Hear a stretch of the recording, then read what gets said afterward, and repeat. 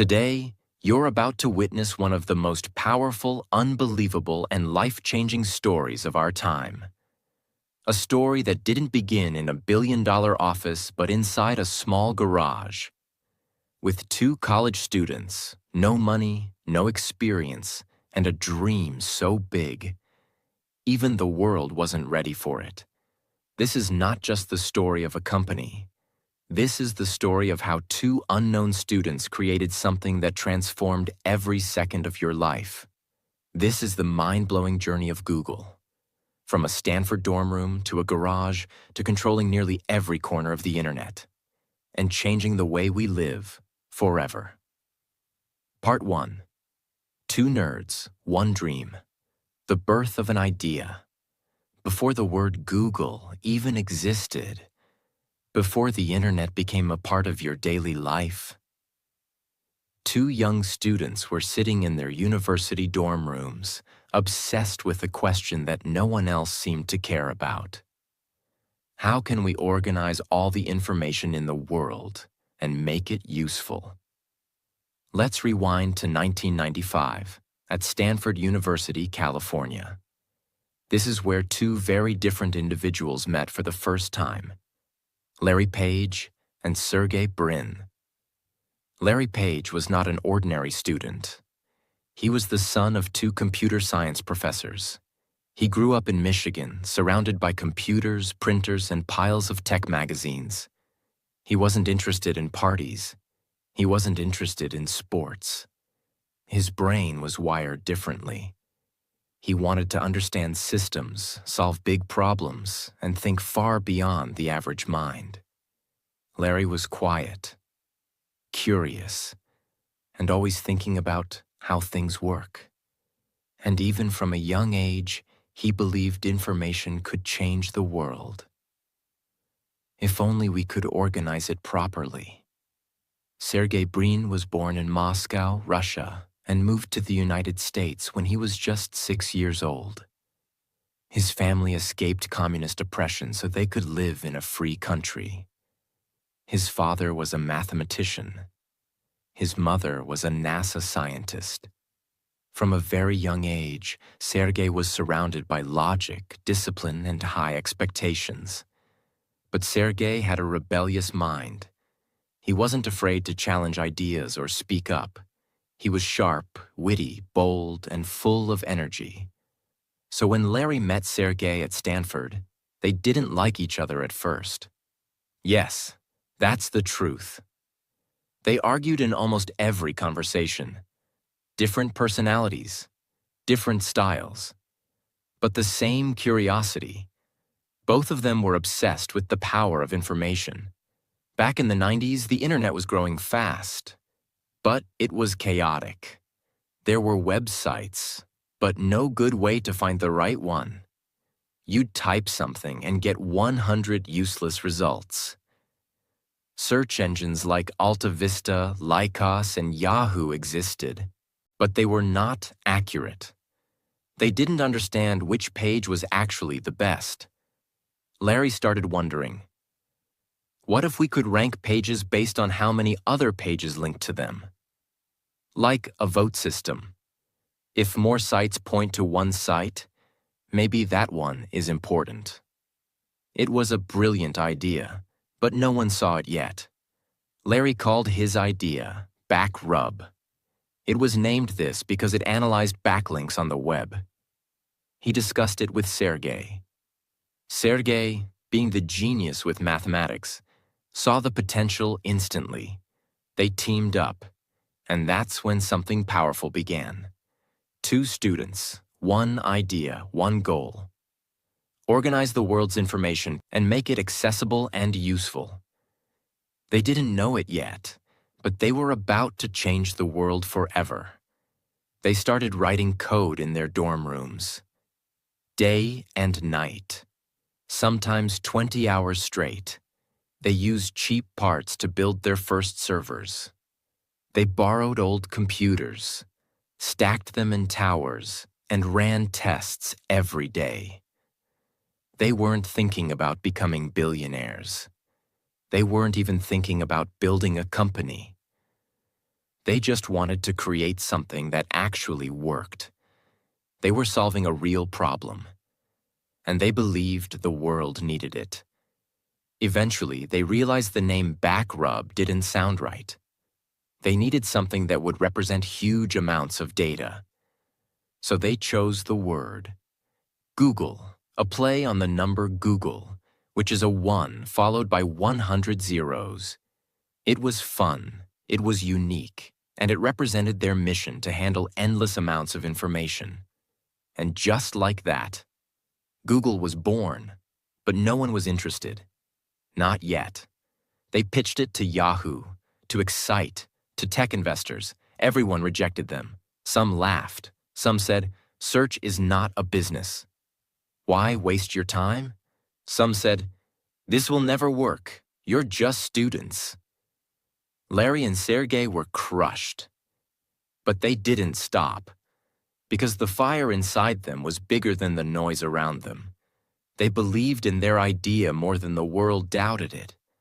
And that belief, that obsession, is what gave birth to the greatest tech empire in history. Part 2. Built in a garage, rejected by giants. But they never gave up. Larry Page and Sergey Brin had created something revolutionary. Google, a search engine that could actually understand which websites were valuable. But here's the truth. Most people don't know. Having a great product is not enough. If no one believes in you, no one funds you, and no one gives you a chance, you are just a genius with an idea collecting dust. That's exactly what happened.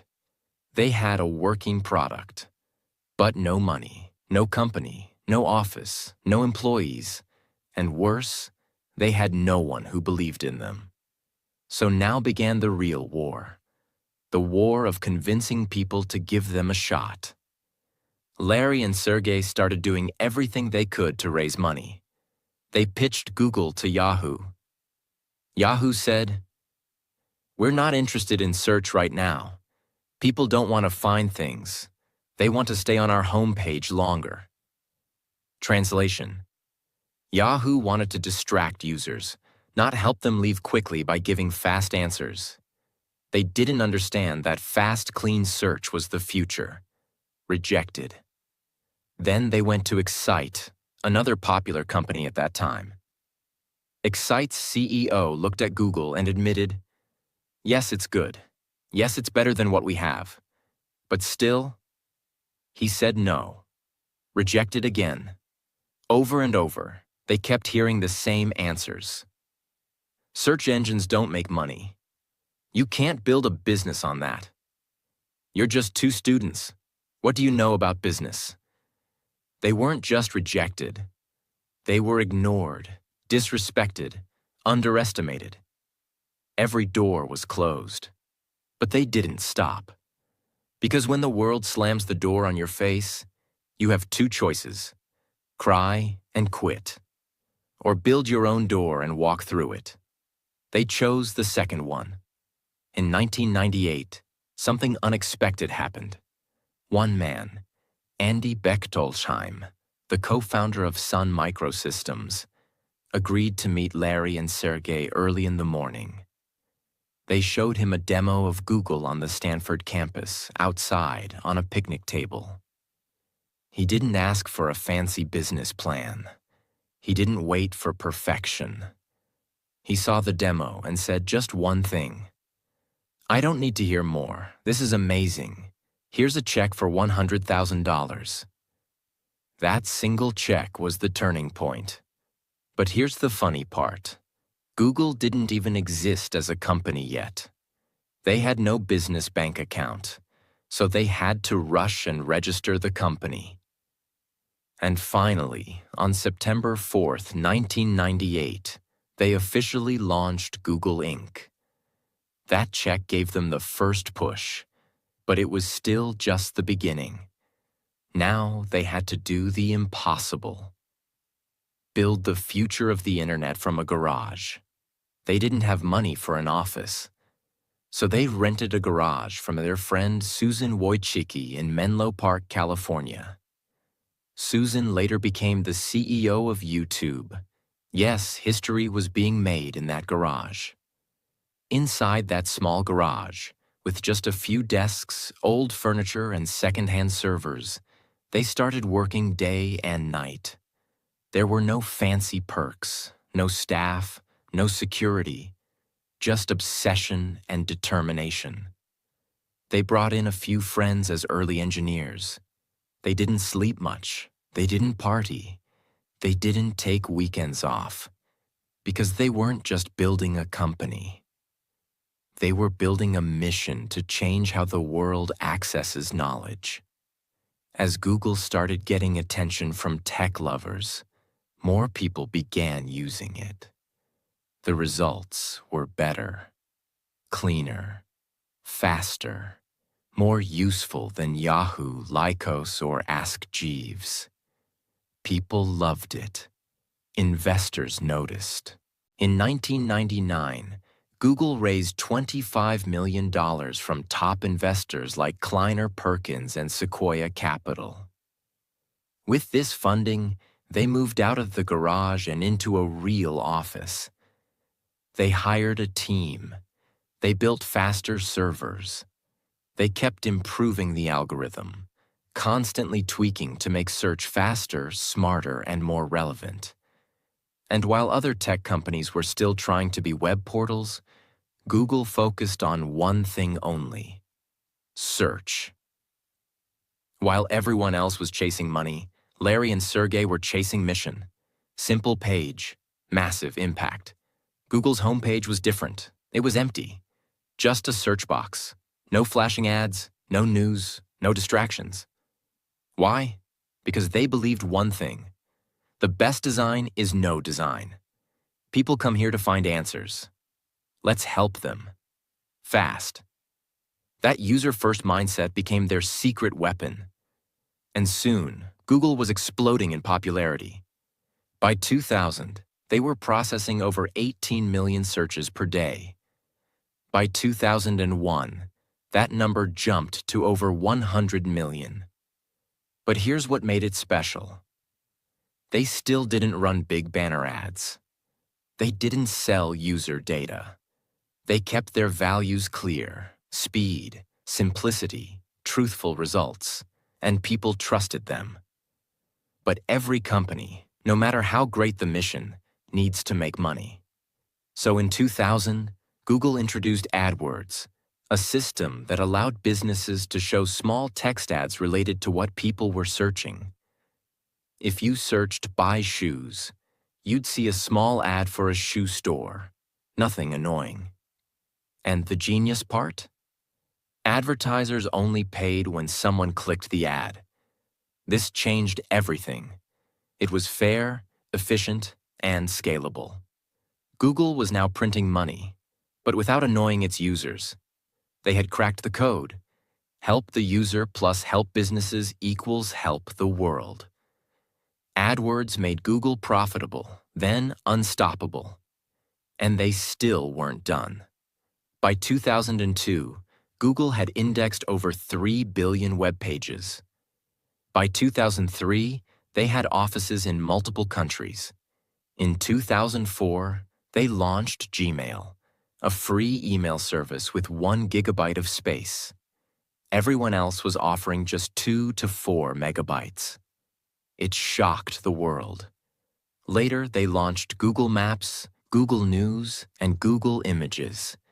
They were turning into an ecosystem of tools, all free, all fast, all better. On August 19, 2004, Google went public on the stock market. Its shares opened at $85. Today, those shares are worth hundreds of billions. Larry and Sergey became billionaires. But more importantly, they proved that purpose can build power. Part 3. Global Expansion, Ruthless Innovation. How Google Took Over the World. By 2004, Google had already changed the rules of the internet. They weren't just a company. They were a movement. People trusted them. Investors wanted them, and their mission, to organize the world's information and make it universally accessible, was finally becoming real. But here's what most people don't understand. The world doesn't stay quiet when you succeed. The bigger you get, the more people try to stop you. And Google's next phase wasn't peaceful. It was a battlefield, full of threats, takeovers, and bold moves. Let's begin. The moment Google became big, it threatened the tech titans of the time. Microsoft, which ruled computers with Windows and search with MSN. Yahoo, which once rejected Google, now felt the heat. Apple, a rising force in hardware, would soon enter the fight. Google was surrounded by powerful companies with massive money, lawyers, and deep control over software and devices. But Larry and Sergey had one thing none of them had: the hunger to keep evolving, no matter how big they became. Even after their IPO, they made a rule inside the company: don't become slow. They encouraged employees to use 20% of their work time to chase their own creative ideas. This 20% rule gave birth to Gmail, the fastest, smartest email tool. Google News, news articles sorted automatically. Google Books, scanning and saving the world's knowledge. Google Images, after people searched Jennifer Lopez's dress at the 2000 Grammys. They weren't waiting for problems. They were chasing the future. And the world started noticing. By the late 2000s, one thing was clear. The future wasn't on desktop. It was in your pocket. People were shifting from computers to mobile phones. And at that time, Apple had launched the iPhone, changing everything. Apple was rising fast. If Google didn't move now, they could lose the next war. So what did they do? They quietly bought a small startup called Android Inc. in 2005, led by Andy Rubin. At that time, Android was just an idea. But Larry and Sergey saw the future.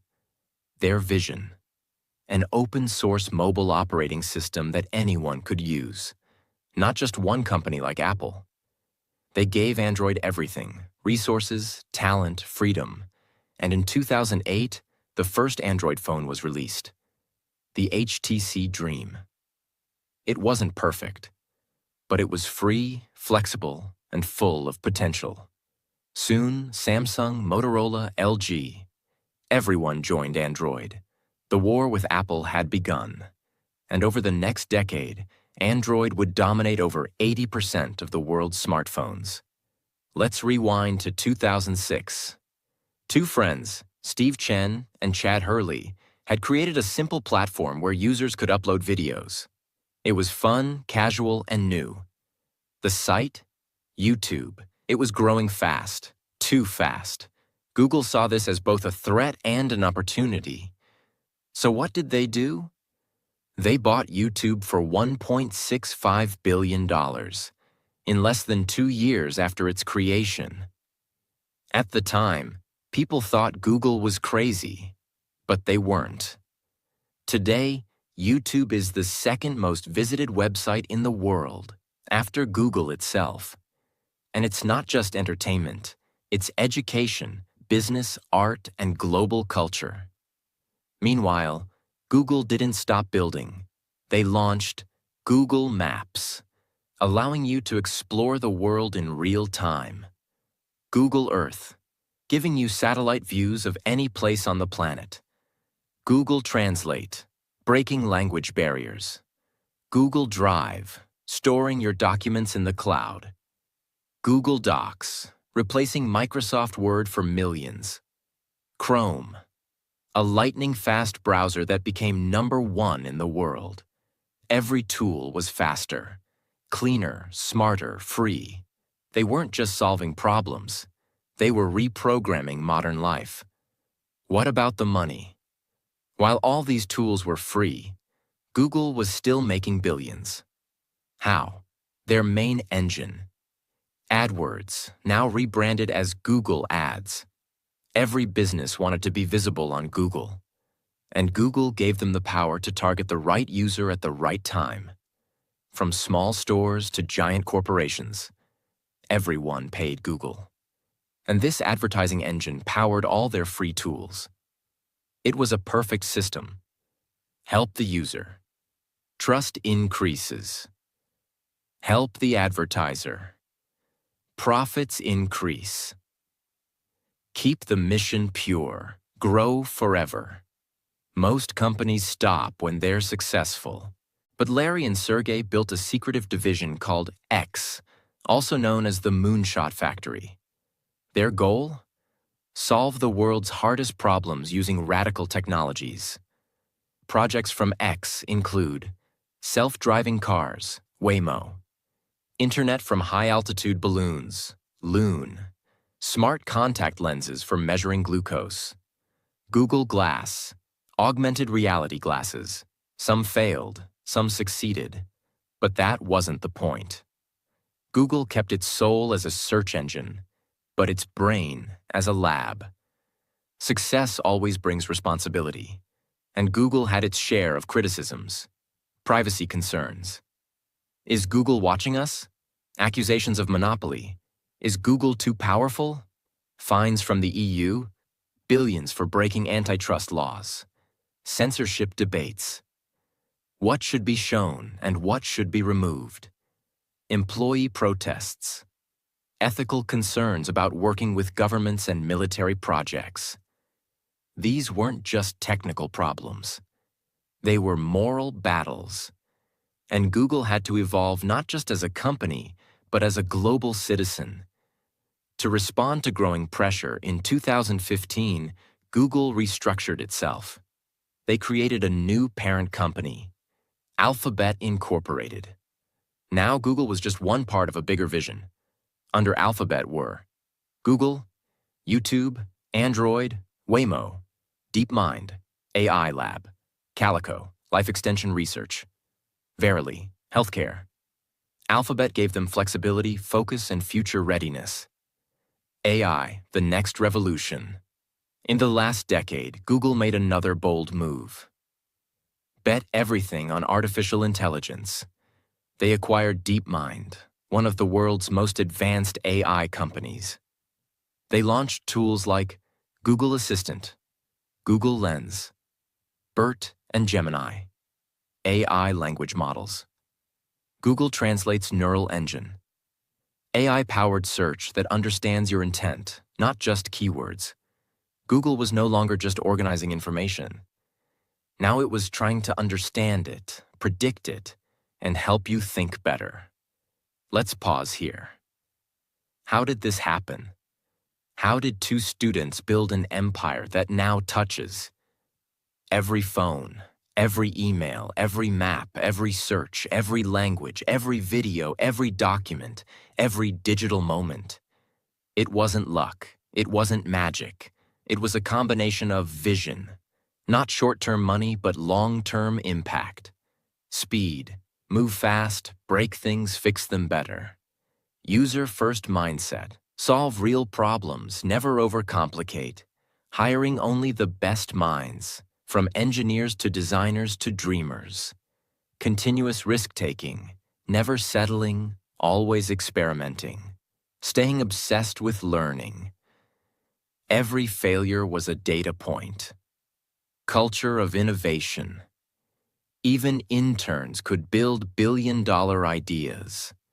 Google became more than a company. It became an extension of human intelligence. Part 4. Power, Pressure, and Letting Go. The emotional weight of building Google. After years of innovation, expansion, and global domination, Google was everywhere. You searched something. It was Google. You needed directions. Google. You watched a video. YouTube, owned by Google. You used a smartphone. Chances are it ran on Android, also Google. You typed an email, Gmail. You opened a browser, Chrome. You stored a file, Google Drive. You translated a word. Google Translate. Google had become a second brain for humanity. But here's the truth. The more powerful you become, the more you lose control. And soon, Larry Page and Sergey Brin found themselves running something that was no longer just a project or a business. It was a living ecosystem. It was a part of modern civilization. And with that came difficult questions, impossible decisions, and deep emotional battles. When Google was small, its values were simple. Focus on the user. Build great things. Never be evil. But as it grew, those values were tested again and again. Here are some of the challenges: censorship and free speech. Should Google show results that include hate speech? Should it hide illegal content? What about politically sensitive topics in certain countries? In some nations, governments demanded Google remove results that criticized them. If Google refused, it could be banned in that country. If Google agreed, it could be accused of supporting censorship. There was no easy answer. The very company that once promised to make all knowledge available was now being asked to limit it. And sometimes it did. Privacy concerns. As Google grew, so did its data. Google now knew what people searched, where they were, what they clicked, what they watched, what they bought, what they said to their assistant, and even how long they looked at something. It became the largest collector of human behavior in history. Some people loved it because it made things convenient. Others were terrified. They felt watched, tracked, studied. Critics said, "Google knows more about you than your own family." That's a heavy truth, and it led to lawsuits, public protests, and global debates. Employee revolts and ethical dilemmas. Inside Google, even its employees started to question the direction. Some protested when Google signed contracts with military agencies to help with AI-powered drones. Others protested working with authoritarian governments.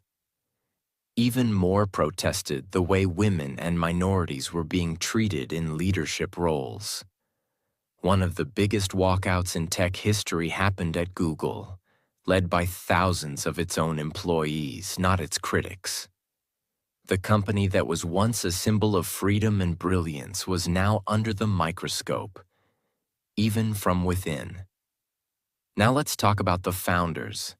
Larry Page and Sergey Brin had started Google because they loved solving problems. They were dreamers, engineers, idealists, not CEOs. But now they were leading an empire with over 100,000 employees, legal battles, media attacks, and global consequences. Larry began avoiding public appearances. He hated speaking at events. He wasn't chasing attention. He just wanted to build. Sergey, too, stayed behind the scenes. He worked on futuristic projects but rarely spoke to the press. Running Google had become exhausting. Not because of the work, but because of the burden of the brand. Google wasn't just Google anymore. It was Android, YouTube, Gmail, Search, AI Maps, Earth, Chrome, Translate, Cloud, Fiber, DeepMind, Waymo, Smart Home, Smart Cities, Health Tech, Life Science, Quantum Computing. It was too much. They realized, we're no longer the best people to run this company. It was one of the hardest, most emotional decisions of their lives. They had built the most powerful technology company on Earth. But now, they had to let it go. On December 3, 2019, Larry Page and Sergey Brin announced they were stepping down from their leadership roles at Alphabet, Google's parent company. They wrote a public letter that said, "We've never been ones to hold on to management roles when we think there's a better way to run the company. And Alphabet and Google no longer need two CEOs and a president." They handed control over to Sundar Pichai, the CEO of Google, a humble, brilliant Indian-born engineer who had risen through the ranks with honesty, vision, and kindness. Larry and Sergey didn't vanish. They still held board seats. They still had voting power. They were still there in the shadows. But the company now belonged to the next generation. It was emotional. It was quiet. And it was necessary. Because sometimes the greatest power is knowing when to step away. What does Google mean today? Today, Google is not just a website. It's a global research lab, a media company, a hardware maker, a phone system, a cloud platform, an advertising engine, an AI leader, a data collector, a culture shaper, and a tool that billions depend on every single day. It's both loved and feared, trusted and questioned, admired and criticized. But here's what no one can deny. Google changed the way humans interact with knowledge, forever. It made information free, fast, and powerful. It connected the world. It gave small businesses a chance. It gave learners access to answers. It gave creators a platform. It gave dreamers the tools to build. It empowered the entire digital revolution. Let's pause here and be honest. This is not just a story about a tech company. This is a story about what happens when you refuse to stop at ordinary, when you take a problem everyone ignores, and you solve it better than anyone thought possible. When you chase your obsession, even when the world laughs. When you keep your values in focus, even as the world tempts you with shortcuts. When you build for others, not just for money. Larry and Sergey didn't start with millions. They started with questions. They didn't chase fame. They chased truth.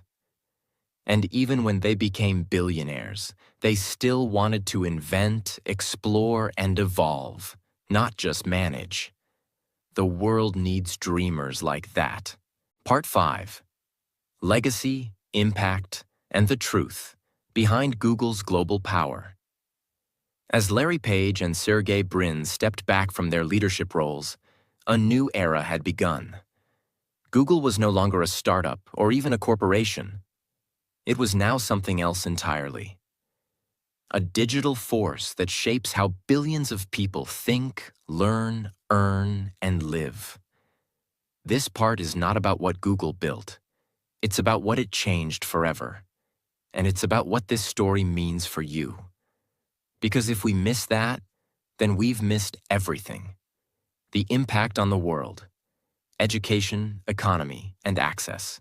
Before Google, knowledge was locked in books, locked in libraries, locked in universities, locked behind money, borders, and power. But Google changed that. It gave every human being a key to unlock knowledge. Instantly. A child in a small village without school can now search anything. A young girl who can't afford college can learn computer science on her phone. A poor entrepreneur with no business degree can watch videos, read blogs, and build something from scratch. Google made information democratic. It flattened the world. And because of that, entire industries were born. The YouTube creator economy, the Google Ads business empire, online courses, websites, e-commerce, influencer marketing, remote jobs, digital freelancers, small businesses ranking in search and growing without physical stores. Today, millions of people earn money online because Google created the systems that made it possible. Google didn't just build products. It built opportunity. The rise of AI. Is Google replacing itself? Ironically, Google's biggest future threat may come from the same thing it helped create: artificial intelligence. As AI tools become smarter, like ChatGPT, Gemini, and others, the way we search for information is changing again.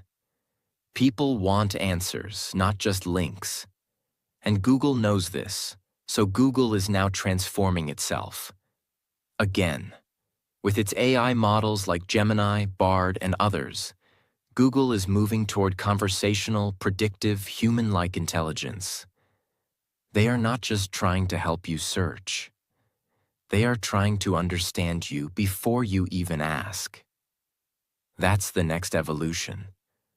But it comes with deep responsibility. Because when a machine knows what you need, it can guide your thoughts, shape your decisions, and influence your beliefs. Google is walking on the edge of a new kind of power. The power to shape minds. And how they handle that power will define the next century. The real cost of building something this big. Behind every great company is a cost most people don't see. Yes, Google brought knowledge to the world. Yes, it made billions of lives better. But it also ended thousands of small newspapers, disrupted industries that couldn't keep up, raised questions about surveillance, privacy, and data ownership, forced societies to ask, what happens when one company becomes a digital god? The founders didn't plan for this. They just wanted to build something useful. But now the world they helped create is far bigger, more complicated, and more fragile than anyone imagined. And this is where we come to you. What this story teaches you, even if you never work in tech. This isn't just a story about Larry Page or Sergey Brin. It's a mirror for anyone who dreams of building something, of doing something impossible, of creating meaning in a world full of noise. Here are the truths this story teaches. You don't need permission to build something great.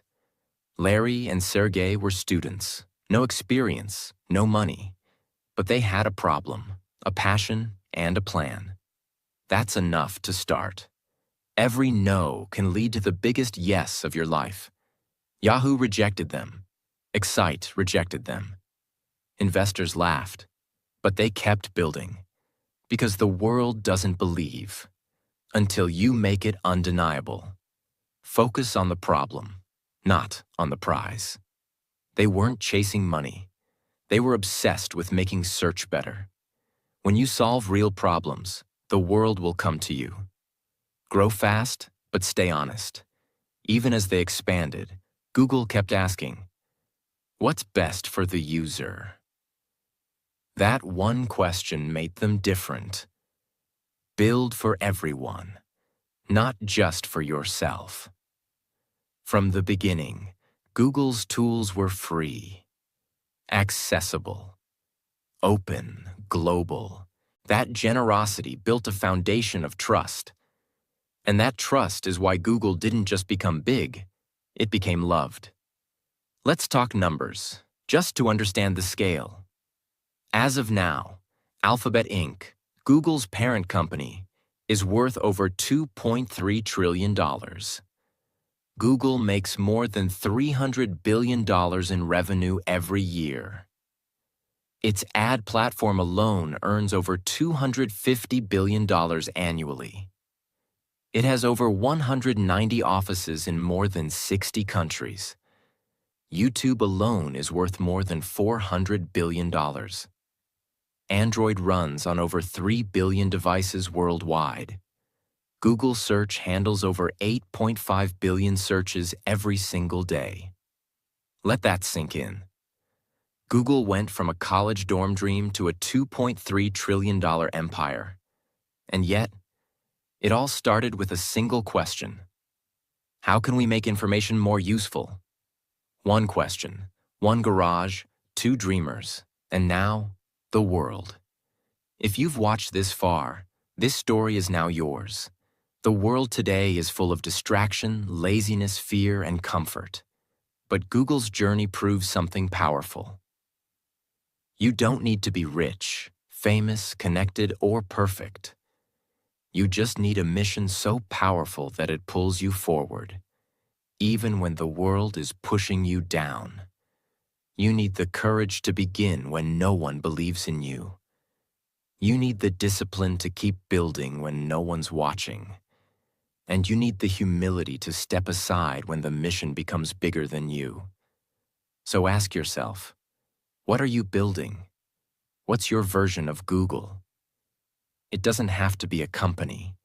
It could be a book, a movement, a school, a message, a platform, a dream. Whatever it is, start now, because the internet still belongs to the bold.